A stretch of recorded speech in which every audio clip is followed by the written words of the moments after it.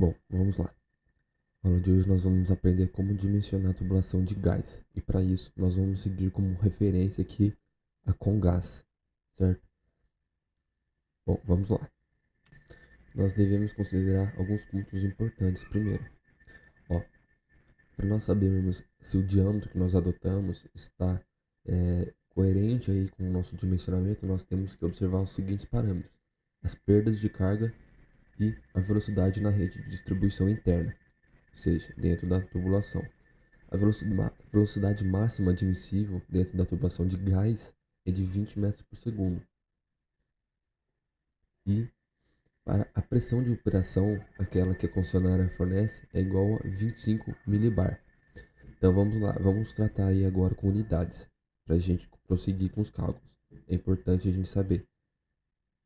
Então vamos lá, a unidade que geralmente é dada pela pressão da concessionária é milibar, certo? 1 milibar é igual a 0,01 MCA. Ou seja, você pega o milibar e divide por 100. Aí você vai conseguir um MCA. Um MCA é a mesma coisa que 1 metro, só que em coluna da água. Entendeu? Então a gente pode relacionar esses dois termos para a gente ter uma noção. Então, como é 0,01 MCA, 1 milibar, é como se dissesse que isso aqui pega 100 centímetros e divide por 10, vai dar 1 decâmetro. Divide por 10 de novo, dá 1 centímetro, certo? Então, 0,01 MCA é a mesma coisa que 1 centímetros, certo? Então, e MCA para mili MCA, você tem que multiplicar por 1000. Então, você anda 3 casas aqui, ó. 1, 2, 3, aí vai ficar 10. Então, se você souber esse termo aqui, ó, já era, entendeu? Você transformar MCA para mili MCA é só multiplicar por 1000. Então, sabendo isso aqui, já era, certo? Então, beleza.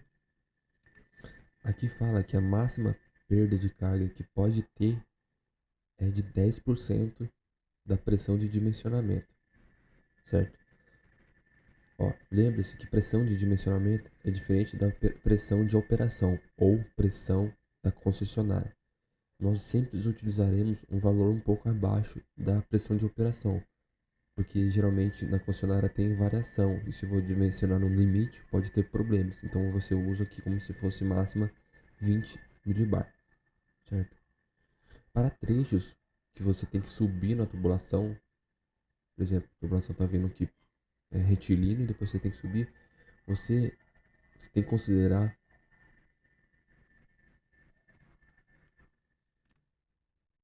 Bom, eu peço para ignorar esse negócio de ganho e perda aqui, porque o professor na sala, quando ele foi considerar aqui a pressão final, ele nos trechos ascendentes, ou seja, os trechos que sobe, ele tirou a pressão.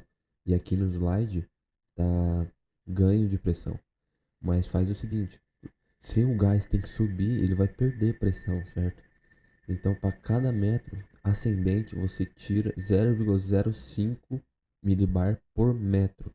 Então, você tem que pegar esse valor, multiplicar pela quantidade por metros que tem de ascendência, certo? E aqui você também deve multiplicar quando tiver descendência. Só que na hora de você, ao invés de você retirar a pressão, você vai somar. Porque tá vindo aqui retilíneo. Aí depois vai descer, então ela vai ganhar a pressão, entendeu? Então você tem que fazer essa compensação aqui. Essa pressão de operação não é sempre 25 milibar. Depende aí do caso que você estiver dimensionando. Por exemplo, aqui nós consideramos área privativa, ou seja, residencial e comercial. Aí é 25 milibar. Agora a área comum residencial é 350. Aí você tem que olhar aqui, ó. Se é enterrada, embutida, garagens, paredes e muros, entendeu? Aí você tem que analisar a pressão da rede da distribuição interna. Bom, vamos lá. Deixa eu ver se eu já falei tudo que tinha que falar aqui. Esse fator de simultaneidade, o professor considerou 100%. Ou seja, é o que eu vou explicar mais pra frente. Aí tem as perdas de carga equivalente, né? Que são as juntas, cotovelo, T, que são as peças que fazem perder carga. Aí você tem que olhar o diâmetro. e o quanto de carga que ele equivale, certo? Aí esse aqui é para aço, esse aqui é para cobre. O cálculo da perda de carga, você utiliza essa forma: 206.580 multiplicado pela vazão, só que a vazão aqui nós utilizamos em metros cúbicos por hora. Esse S aqui é a densidade do gás, que é fixo, que podemos considerar como 0,6, aqui ó, a densidade relativa do gás. É dimensional, 0,6, tá vendo? A vazão, metros cúbicos por hora. O diâmetro, nós temos que utilizar o diâmetro interno. Os diâmetros fornecidos pelo comercial, ele fornece o diâmetro externo. O diâmetro nominal é o externo, então a gente tem que utilizar o diâmetro interno. E é em milímetros. E o comprimento L total, que é a soma do peso comprimento real mais o comprimento equivalente, que é o comprimento total, ele vai dar em metros, certo? Então esse valor aqui, ó, deve servir para compensar essas unidades. Então, eles fizeram um reajuste na forma para poder ficar mais fácil a aplicação. Beleza, vamos a um exemplo de dimensionamento. Esse exercício aqui eu passei para cá, para ficar mais fácil a visualização. Bom, a gente tem que preencher toda essa tabela aqui de dimensionamento. E para isso nós precisamos de alguns dados. Por exemplo, a pressão da concessionária é fornecida 25 milibar para residencial privativo ou comercial. E nós vamos adotar como pressão de dimensionamento 20 milibar, como eu comentei antes. Ele diz que a tubulação é de cobre com resistência classe E, certo? E a verificação que nós temos que fazer para saber se foi feito corretamente é ver se a perda de carga máxima é acima de 10% da pressão de dimensionamento e a velocidade máxima é de 20 metros por segundo, certo? Então vamos lá. Aqui ele tem onde vai chegar o gás, ele vai passar por aqui e daqui ele vai abastecer o fogão, secadora e o aquecedor. Então, a área que tem maior vazão é esse trecho AB. Por quê? Porque ele vai só nesse ponto aqui ele vai alimentar três coisas: fogão, secadora e aquecedor. Beleza. Aí no trecho BC, BB linha, ele vai alimentar somente o fogão. Então a vazão não é tão grande. O trecho BC, ele vai alimentar a secadora e o aquecedor. O trecho CD, ele vai alimentar só a secadora e o trecho C linha, somente o aquecedor, certo? Então nós temos aqui os valores das potências de cada equipamento utilizado. Então é só preencher. O trecho AB, você vai somar, lembra que eu falei que ele vai alimentar 3 equipamentos? Então você vai somar esses 3 aqui, ó. Aí vai ficar com 31.700 kcal por hora. O BB' vai alimentar só fogão. Então você pega aqui o valor do fogão, coloca. É só colocar aqui, de acordo com o trecho e o tanto que ele vai alimentar. Aí você vai somando. Aí você vai preencher essa tabela. O fator de simultaneidade, ele considerou aqui que vai ser 100%, certo? Ele é um fator que indica se os aparelhos vão ser usados ao mesmo tempo. Então ele considerou que todos vão ser utilizados ao mesmo tempo. Então a potência adotada é aquele que é fornecido pelos equipamentos. E a potência instalada é a potência adotada aplicada pelo fator de simultaneidade. 100% dividido por 100 para deixar em decimal vai dar 1, vezes esse valor vai dar 1 mesmo, porque é 100%, certo? Então a vazão adotada a gente encontra pela seguinte forma: a gente pega a potência instalada e divide por 8.600, certo? É uma fórmula aí que você vai encontrar a vazão. E a vazão vai dar metros cúbicos por hora. Aí você vai preencher essa tabela. Agora o comprimento real é o comprimento do trecho, de cada trecho. Por exemplo, o AB, o certo é que, como o professor disse, no exemplo lá da Congás, eles não consideraram esse trecho aqui subindo nem esse. Eles consideraram a partir daqui, que está errado. Mas, para exemplo, nós vamos seguir o que está aqui na figura, certo? A gente vai descartar esse trecho. Mas se a gente fosse dimensionar, a gente teria que considerar. Então, o trecho AB, ele vai ter aqui, ó, 6 metros. 6 metros. Trecho B, B', ele vai ter 0,72. trecho BC 2 metros. CD vai ter 4 mais 0,4. O C vai ser aqui 3 metros mais 1,1, 4,1 metros. Certo? Aqui é só olhar a figura e preencher. Comprimento equivalente, essa é a parte do exercício que pega. A gente só vai obter o comprimento equivalente nessa tabela, tá vendo? Através do diâmetro, certo? Bom, se a gente jogar no Excel, chutar um diâmetro qualquer e verificar, por exemplo, a gente tem que analisar os acessórios que tem em cada trecho. Ó, do A até o B, nós vamos ter 1, 2, 3 joelhos 90 graus e um T. O trecho B, B', vai ter uma válvula e mais um joelho. A gente não vai considerar aqui esse T porque ele foi considerado no AB, certo? Senão a gente estaria repetindo. O BC, a gente vai considerar só esse T. E não vai ser considerado esse T devido ao que eu falei anteriormente. O CD vai ser considerado um joelho, uma válvula e outro joelho. Ou seja, 2 joelhos e uma válvula. O C vai ser um joelho, uma válvula e um joelho. Então, esse C e o CD vai ter os mesmos acessórios. Então, nós vemos aqui, ó, para cobre, nós temos aqui cotovelo 90. Aí varia de acordo com o diâmetro, 10 milímetros, 15, vai ter cada coisa vai ter um valor. Então, se a gente fizer no Excel, a gente coloca lá, considera como a gente tem o trecho A, B, 3 joelhos mais um T, a gente vem aqui, ó. 3 vezes o joelho de 90 graus, que é o cotovelo. Por exemplo, se a gente escolhe de 15 milímetros, 3 vezes 1,1 mais o T de 90, que é 2,3. A gente preenche na tabela aqui. Aí deu, faz de conta 6. Aí nisso, vai preencher automaticamente todos os outros campos aqui. Mas a gente vai ter que ver qual que é a fórmula, né? Mas que eu vou explicar mais pra frente. Aí se a pressão aqui, a perda de pressão, acima de 10, que não pode ficar acima de 10% da pressão de dimensionamento, a gente não considerou 20 milibar. Aqui está MCA. Para deixar MCA, a gente multiplica por 10% de 20 milibar, vai dar 2 milibar.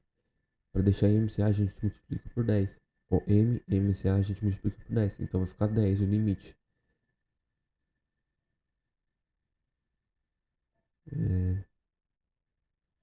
Peraí. Não, vai ficar 20, porque 200 é 20 milibar. Você considera 10%, vai dar 2 milibar. Aí você deixa MCA, vai dar 20 mmCA. Então, se passar de 20, tá errado. Então, se você escolher um diâmetro e ele passar aqui de 20, aí já era. Você tem que aumentar o diâmetro, certo? Para poder diminuir a pressão. E outra, se a velocidade passar de 20 metros por segundo, você também tem que mudar. Então, você tem que ir alterando. Então, o professor disponibilizou uma outra tabela, em caso você não puder usar o Excel, que é o que nós vamos fazer na prova, que é essa tabela aqui. Você vai olhar o comprimento real, certo? Comprimento real, e vai olhar a vazão. Por exemplo, a gente não sabe qual diâmetro que a gente vai adotar. Então, para poder utilizar a tabela de perdas, então a gente tem que saber o diâmetro primeiro. Então, por exemplo, a gente tem aqui o diâmetro, ou a gente tem aqui comprimento real de 6 metros e a vazão dotada de 3,69. Então a gente vem aqui, ó, 3,69. Qual que é o mais próximo? Qual que é o comprimento mais próximo de 6 metros?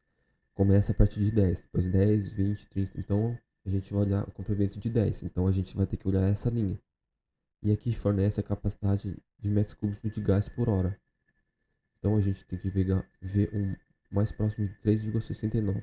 Tem que ser igual o superior, porque se você escolher um abaixo do que você calculou, ele não vai conseguir fornecer a vazão que você calculou. Então tem que ser igual ao superior. Então o mais próximo aqui é 7,61, que vai chegar aqui no diâmetro de 22 milímetros, certo?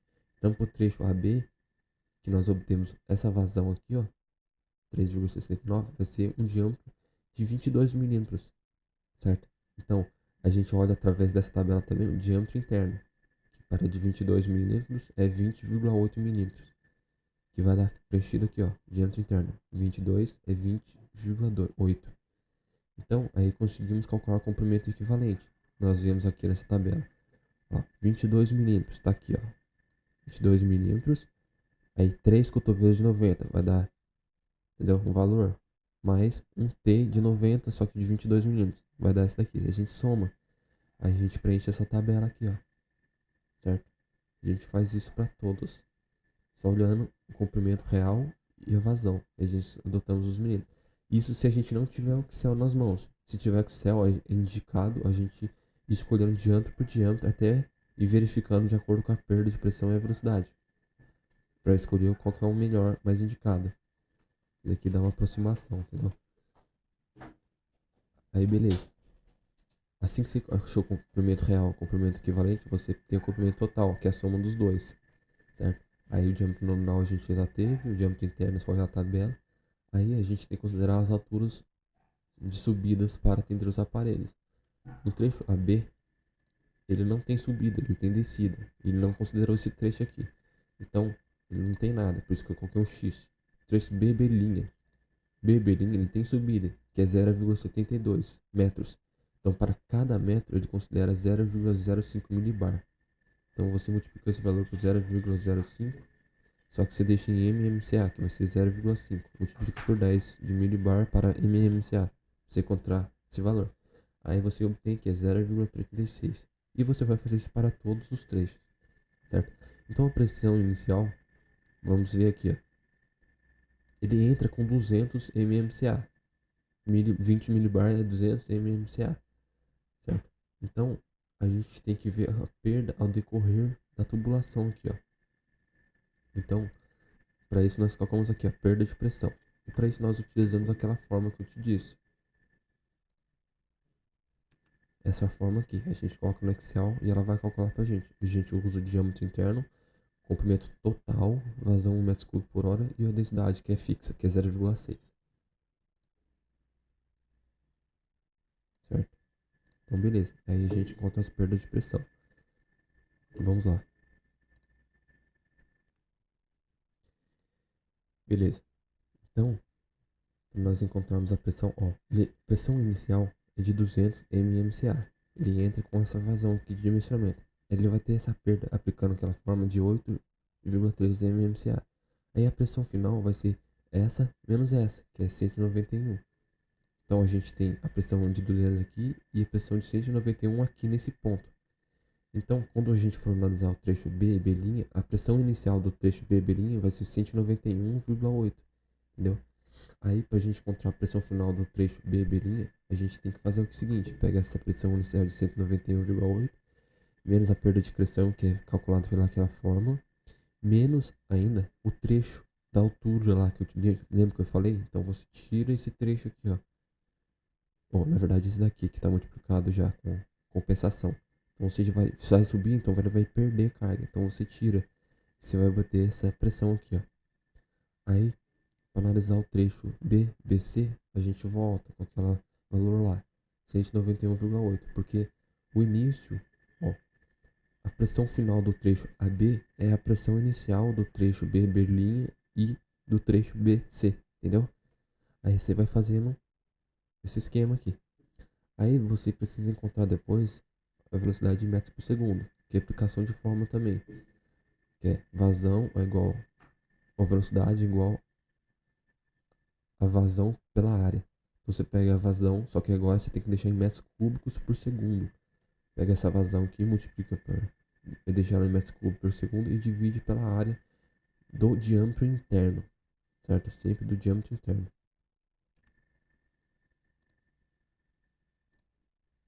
Certo? Beleza, diâmetro interno, cadê? Você calculou a velocidade, você vai fazer isso para toda a coluna. Aí você vai preencher essa tabela aqui, ó. Pressão de dimensionamento. Caramba, peraí. Ah tá, isso aqui é só um valor. A pressão de dimensionamento é em milibar é 20, que nós considerou. E mmCA vai ser 200 mmCA. certo? Para todos os trechos. A máxima perda de carga admissiva é de 10% da pressão de mensuramento. Quando for milibar, vai ser 2. Você pega esse daqui e divide por 10. Quando for em MMCA, você também divide por 10, você vai dar 20. Então aqui dá 2 e aqui dá 20, que eu tinha comentado antes. Então essa perda de pressão dessa coluna é o mesmo dessa célula aqui, ó. Perda de pressão aqui é igual essa daqui, ó. 8,13. Só que aqui tá arredondada. Entendeu? Então a gente não excedeu de 20 mmca. Ou seja, se exceder esse daqui, a gente ia ter que mudar o diâmetro. Então para saber se está certo, a gente olha isso e a velocidade. Certo? E aqui tem um formulário que nós utilizamos aí. Velocidade, vazão pela área e o formulário da perda de carga. Certo? Simplesmente isso. Sem segredos. Valeu. Espero ter ajudado aí.